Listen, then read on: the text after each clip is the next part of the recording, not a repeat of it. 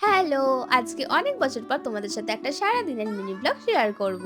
জানো, আজকে আমার বাড়িতে সুমি অ্যান্ড প্রিয়া আসতে চলেছে। আর এই চৈত্র মাসে ওরা পুরো নিরামিষ খাচ্ছে। সেই কারণে ওদেরকে রান্না করে দেওয়ার জন্য কিছু সবজি কিনতে গিয়েছিলাম। আর তার সাথে সাথে আমি একটা তরমুজও নিয়ে আসি। আর এখন তো গরমকাল পড়ে গেছে, তাই ব্রাউনিকে ভাবলাম একটু আজকে স্নান করিয়ে দিই। আর একটা ইন্টারেস্টিং কথা কি জানো, আমাদের ব্রাউনি না স্নান করতে খুবই ভালোবাসে, পুরো আমার মতো। ওকে স্নান করাতে গিয়ে তো আমি পুরো ভিজে গিয়েছিলাম, তাই তাড়াতাড়ি করে আমিও স্নানটা সেরে নিই। আর তারপর দুজনে মিলে একসাথে আমাদের নতুন আয়নার সামনে বসে একটু স্কিন কেয়ারও করে নিই। সামনেই একটা ট্রিপে যেতে চলেছি, সেই কারণে অনেক কিছু অর্ডার করেছিলাম। আর সেই পার্সেলগুলোই আমার কাছে চলে এসেছিল। আমি না ভেবেছিলাম আমার জামা কাপড় এসেছে, বাট ওপেন করার পর দেখি সবই সৌরভের জামা। আর এইদিকে দেখো আমার ট্যালেন্টেড মাকে। সুমি ওরা আসবে বলে একটা এগলেস কেক বানিয়েছে। এত কিউট দেখতে হয়েছে কেকটাকে, আমি তো দেখে লোভই সামলাতে পারছিলাম না। আমাদের নতুন রুমের জন্য একটা ওয়ালপেপার অর্ডার করেছিলাম দরজায় আটকাবো বলে। ওয়ালপেপারটা অর্ধেক আটকানো হয়েছে, আর তখনই চলে আসে প্রিয়া আর মিঠুনদা। ওদেরকে দেখে আমি যতটা খুশি হয়েছিলাম তার থেকে হাজার গুণ বেশি খুশি হয়েছিল আমাদের ব্রাউনি। ওরা আমাদের বাড়ি আস্তে আস্তে 9:30 বাজিয়ে দিয়েছিল।